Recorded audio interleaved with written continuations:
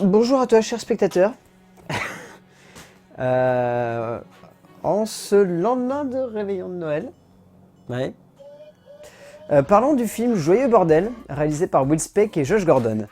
L'histoire, c'est celle de Josh, qui est le chef de service d'une entreprise de technologie qui s'appelle Xenotech, qui est dirigée par un employeur assez laxiste, Clay, qui va se retrouver du jour au lendemain confronté à la dure réalité du monde lorsque sa sœur Carol, qui est la PDG de la boîte, va menacer de supprimer sa branche. Et Josh et Clay vont avoir l'idée du siècle, faire une grosse stuff de Joyeux Noël pour le service, pour à la fois se mettre en poche tous les différents employés de la boîte, et en même temps se mettre en poche un futur acheteur d'une partie des actions de l'entreprise.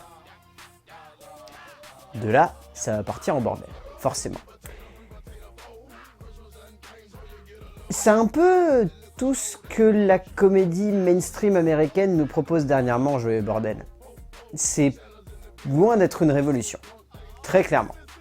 Si vous allez voir ce film, n'imaginez pas voir un espèce de long métrage type War Dogs. War Dogs, pour le coup, c'est presque une anomalie dans ce genre-là. Au moins, c'était un peu dans le même style, parce que une partie du scénario de Joyeux Bordel est écrit par les mêmes mecs qu'il y a derrière les Very Bad Trip et Projet X, mais c'est un peu la même veine.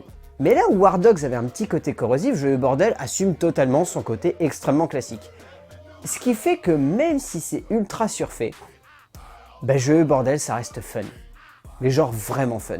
Genre on se tape une bonne grosse barre et on s'éclate devant un long métrage qui est extrêmement efficace. Même s'il y a un aspect classique qui ne fonctionne pas vraiment. Au niveau du scénario, le scénario est écrit par Laura Solon et Justin Malin, ainsi que Scott Moore, John Lucas et Dan Mazer. Et en fait, il y a tous les éléments de la comédie classique type trip à l'américaine.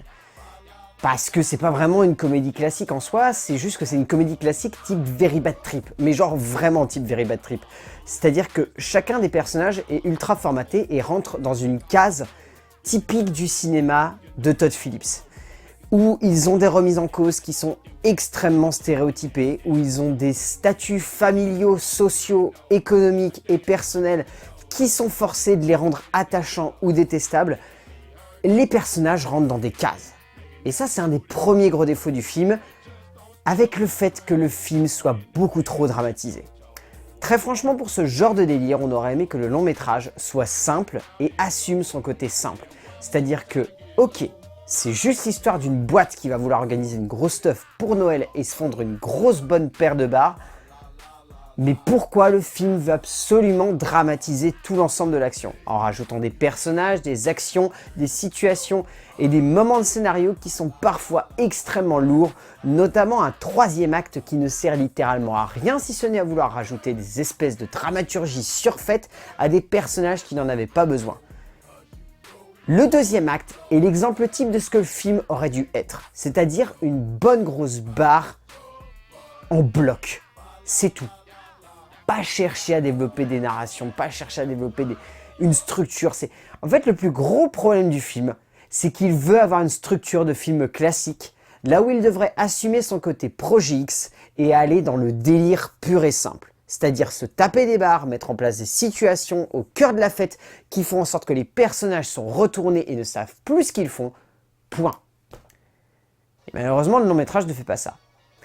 Mais d'un autre côté, le long-métrage a Will Speck et Josh Gordon à la réalisation, et les mecs, ils s'éclatent. Qu'est-ce qu'ils font? Ils s'amusent à montrer la démesure de l'orgie et de l'éclate que chacun des personnages va mettre en place face caméra. Les moments où ils sont les plus efficaces, c'est clairement les moments où il y a la teuf dans les bureaux. Là, c'est le moment où le long-métrage arrive à être efficace, parce que résultat, il s'amuse avec la durée des cadres, il s'amuse avec la situation au cœur des cadres, il s'amuse avec les personnages, il s'amuse avec les situations, il s'amuse avec l'ensemble qui entoure les personnages. Tout est là pour faire en sorte que le film soit un pur délire. Et après, il y a l'histoire qui les plombe. Mais très franchement, si on se limite uniquement au pur délire en tant que tel, les deux réalisateurs s'éclatent et arrivent vraiment à emmener le film le plus loin possible. Et c'est là en fait qu'ils deviennent forts. C'est pas forcément dans les moments où ils cherchent à mettre en scène l'espèce de développement dramatique des personnages, c'est vraiment dans les moments où ils s'amusent et où ils s'éclatent avec la mise en scène. C'est là qu'ils arrivent à faire en sorte que leur film sonne comme un vrai bloc comique et que là on se tape des bonnes barres. Parce que très franchement, quand il développe sa narration, il y a très peu de moments où on se marre. La plupart des moments, on est simplement dans une espèce de fascination qui fonctionne mais qui n'a rien de plus et qui n'amène pas de réflexion supplémentaire sur la situation des personnages ou sur le développement dramatique. Là où le film est plutôt bon, sans être extraordinaire, c'est le casting. Jennifer Aniston a un rôle extrêmement classique dans la pure veine de ce qu'on a vu dans Comment tuer son boss, le 1 comme le 2. Jason Bateman, même style, mais exactement le même style, il n'y a pas du tout de changement, l'acting c'est exactement le même. Là où le film est putain d'efficace, c'est dans le choix de Kate McKinnon et TJ Miller. Les deux sont à péter de rire. Kate McKinnon a un personnage de coincé qui fonctionne à merveille, elle est juste géniale. Et TJ Miller, il explose dans son métrage. C'est littéralement son meilleur rôle à l'heure actuelle. En sachant que ce mec a eu des rôles extrêmement compliqués au cinéma, celui-là, il dépote. Mais vraiment, il est à mourir de rire. Et il est exceptionnel durant les 3/4 des scènes où il est présent à l'écran. Rien que pour lui, le film vaudrait le coup, vraiment. Et au final, Joyeux Bordel, bah, ça fonctionne bien, mais c'est pas le long métrage qu'on aurait pu attendre. C'est assez efficace, c'est plutôt convenu, c'est extrêmement classique, c'est vraiment surdramatisé. Et si ça avait été juste un gros délire, ça aurait pu être un putain de bon moment de cinéma. Mais au final, Joyeux Bordel, c'est simplement un bon film, assez sympathique, qui change un petit peu la donne des longs métrages qu'on a l'habitude de voir durant la période de Noël. Et pour le coup, Joyeux Bordel de Will Speck et Josh Gordon, pourquoi pas. Si vous avez envie de vous fendre une bonne paire de barres et de vous éclater dans une salle de cinéma, ce film est vraiment fait pour vous. A plus.